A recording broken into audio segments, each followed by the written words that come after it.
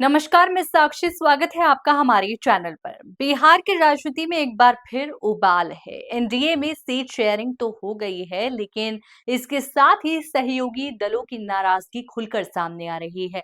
चिराग पासवान, जीतन राम मांझी और उपेंद्र कुशवाहा जैसे तीन बड़े नेता सीटों के बंटवारे से बेहद असंतुष्ट हैं और अब ये कयास लगाए जा रहे हैं कि ये तीनों अलग होकर चुनाव लड़ सकते हैं। सवाल है, क्या बिहार में एनडीए टूट की ओर बढ़ रहा है?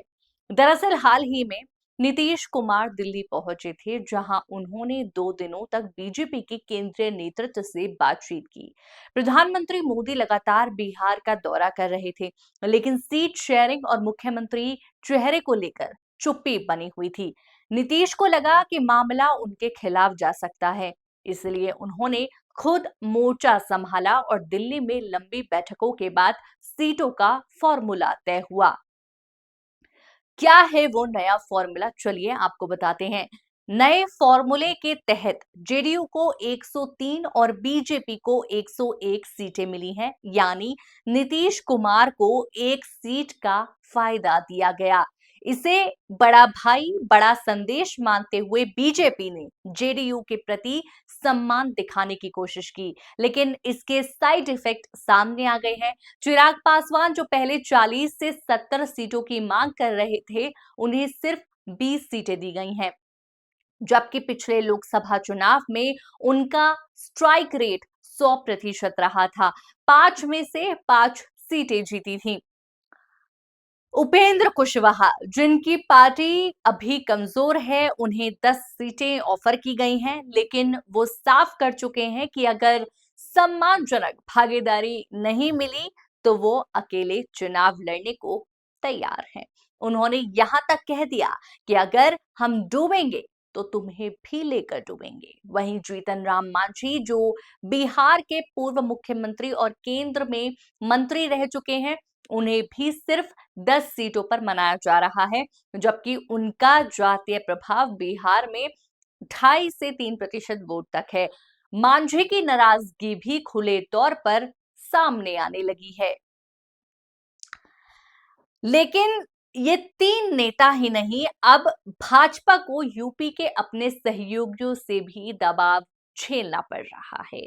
संजय निषाद और ओम प्रकाश राजभर जैसे यूपी के नेता अब बिहार में भी सीटें मांग रहे हैं।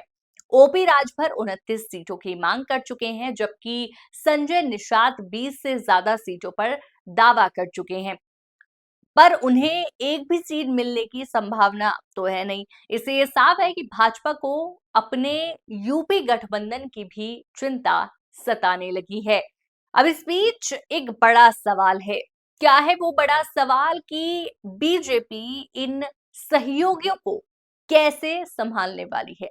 पिछली बार की तरह क्या इस बार भी अपने सिंबल पर लड़ाओ लेकिन उम्मीदवार तुम्हारा हो जैसी जो रणनीति है वो दोहराई जाएगी? इसका जवाब है अब शायद नहीं, क्योंकि सहयोगी दलों ने साफ कर दिया है कि सिंबल हमारा होना चाहिए। ऐसा नहीं होगा तो ना तो पार्टी का अस्तित्व दिखेगा और ना चुनाव आयोग में पार्टी की मान्यता बचेगी।